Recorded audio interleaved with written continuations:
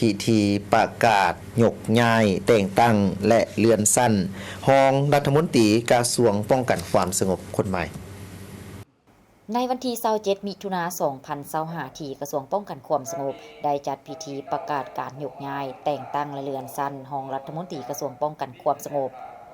โดยการให้เกียรติเข้าร่วมของทานพลเอกวิไลลาคำฟองกรรมการกรมการเมืองศูนย์กลางพรรครองนายกรัฐมนตรี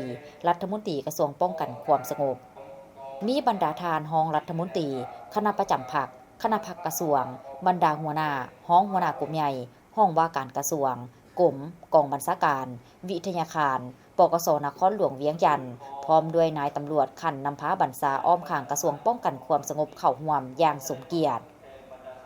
ในพิธีทานพลจัตวาค้อนสวรรค์สมภาไสคณะพรรคกระทรวงเลขาคณะพรรคหัวหน้ากรมใหญ่การเมืองกระทรวงป้องกันความสงบได้ขึ้นผ่านคำสั่งของคณะเลขาธิการศูนย์กลางพรรคฉบับเลขที่546/คลสพและคำสั่งของนายกรัฐมนตรีฉบับเลขที่09/นยว่าด้วยการยกย้ายพนักงานขั้นสูงไปรับหน้าที่ใหม่ในนี้ตกลงยกย้ายสหายพันเอกนางลีวงลาวลีกรรมการสำห้องศูนย์กลางพรรคกรรมการประจำพรรคกระทรวงภายในไปรับหน้าที่ใหม่อยู่กระทรวงป้องกันความสงบพร้อมเดียวกันนั้นก็ได้ผ่านมติตกลงของคณะเลขาธิการศูนย์กลางพรรคฉบับเลขที่547/คลสพว่าด้วยการแต่งตั้งกรรมการประจำพรรคกระทรวงและดำรัสของนายกรัฐมนตรีฉบับเลขที่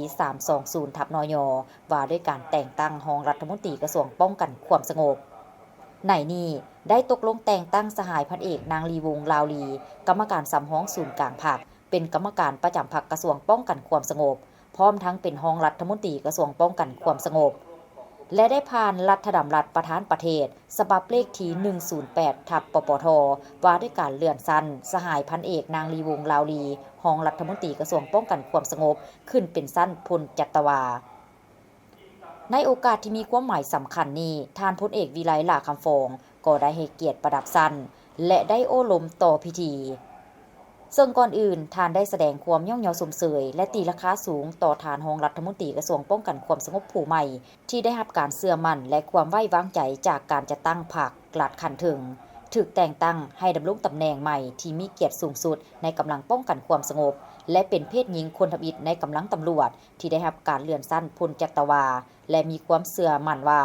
ทานรองรัฐมนตรีกระทรวงป้องกันความสงบคนใหม่จะสุ่มสติปัญญานำใช้ความรู้ความสามารถและเพิ่มทวีความรับผิดชอบต่อหน้าที่เวียกงานการเมืองของตน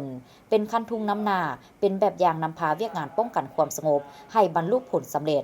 นำพาชี้นำเวียกงานป้องกันความสงบความมั่นคงของชาติจัดตั้งพันขยายแนวทางป้องกันชาติป้องกันความสงบทั่วปวงส่วนรอบด้านในขอบเขตความรับผิดชอบของตน